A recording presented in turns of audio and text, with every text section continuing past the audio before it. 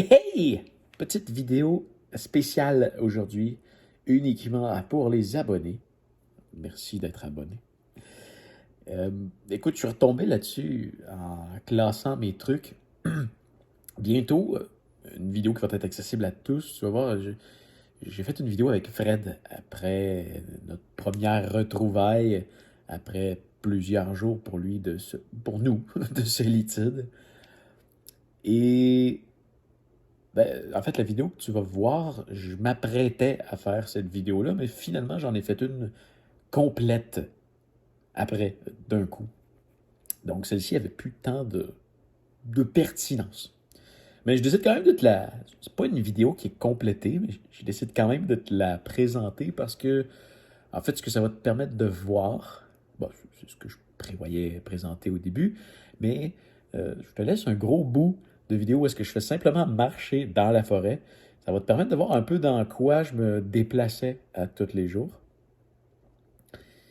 Et, et en fait, là, tu vas me voir chercher l'endroit où est-ce que Fred s'est installé, que j'avais jamais encore vu et que je savais pas encore forcément exactement c'était où. Fait que je te laisse regarder ça. Merci d'être membre. Fais attention à toi et à bientôt. Salut! C'est le jour 17 de l'aventure Fred et elle va probablement s'achever un peu plus rapidement que prévu. Fred, il n'a pas réussi à manger grand chose depuis le début. Ses réserves de graisse commencent à être faibles. On a capturé beaucoup de bonnes images toutes les deux. Il y a ce qu'il faut pour faire un film. C'était quand même un des buts principaux. Survivre 3 semaines. Bon, presque. 17 jours sur 21. Mais il y a une belle... je sais pas encore tout ce qui s'est passé de son côté, mais clairement, là, il y a une belle leçon d'humilité. Ouais. Fait que là, ce qui se passe... on sait pas, tu sais, s'il pêche un poisson à soir. Hein. Les chances que ça arrive sont faibles. Il a pas l'air d'avoir un grand poisson dans le coin. Mais aujourd'hui, il s'est fait un radeau. Puis le plan, c'est qu'il va se rendre au milieu du lac pour pêcher. On pense pas qu'il va pogner un poisson, mais ça va faire des belles images. Puis là, je vais le voir, je vais le capturer avec le drone pour prendre les plus belles images possibles. Je vais être près de lui. Puis j'ai un petit lunch dans mon sac. Pour si après la pêche, il décide d'abandonner. Ouais. Je pense qu'il a vécu quelque chose de gros de son côté. Moi, j'ai vécu quelque chose de très le fun. J'aurais pas... égoïstement, moi, je me serais rendu au bout des 3 semaines. Mais ça va. Ouais. Travailler dans un van, quelle belle expérience. Travailler dans un van au milieu de la nature.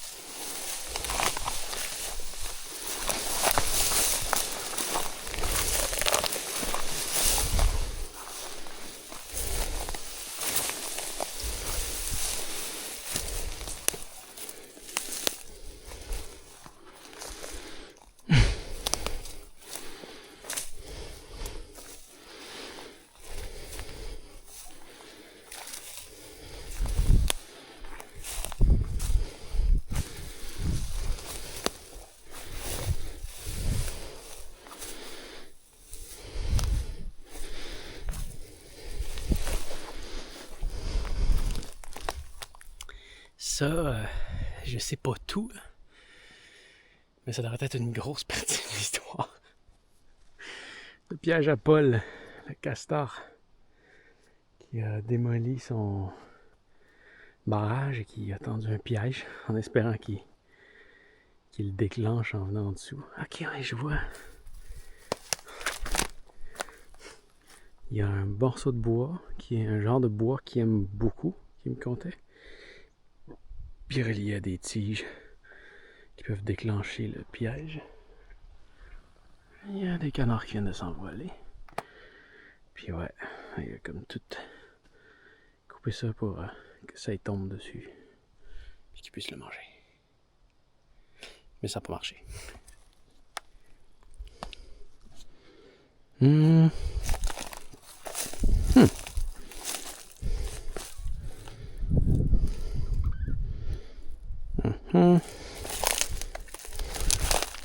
Est-ce que j'ai une traverse?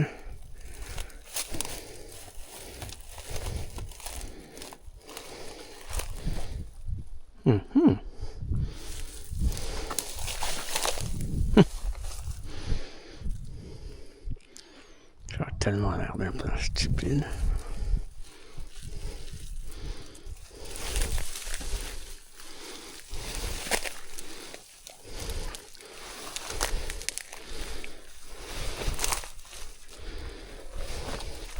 Oh yes.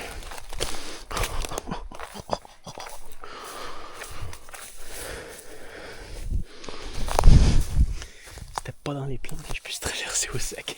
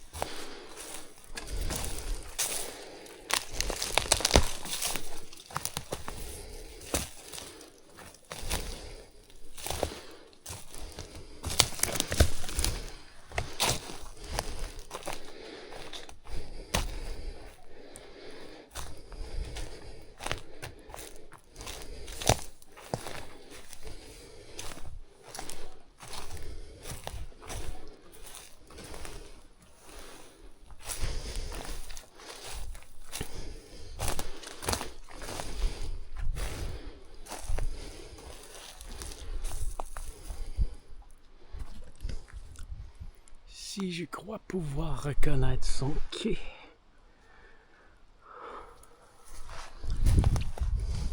C'est la première fois que je viens.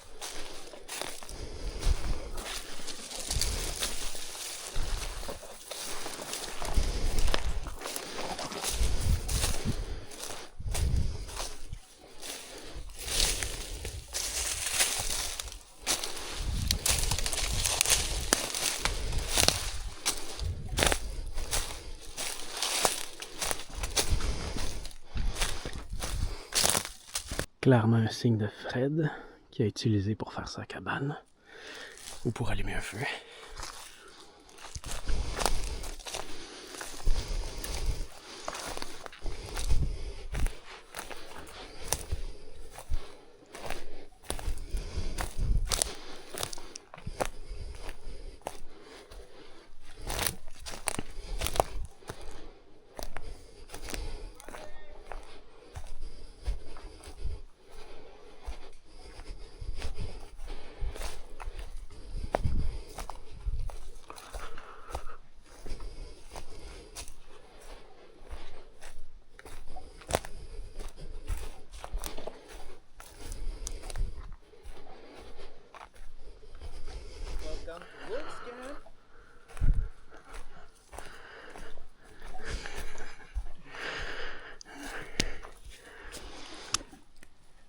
Solide spot.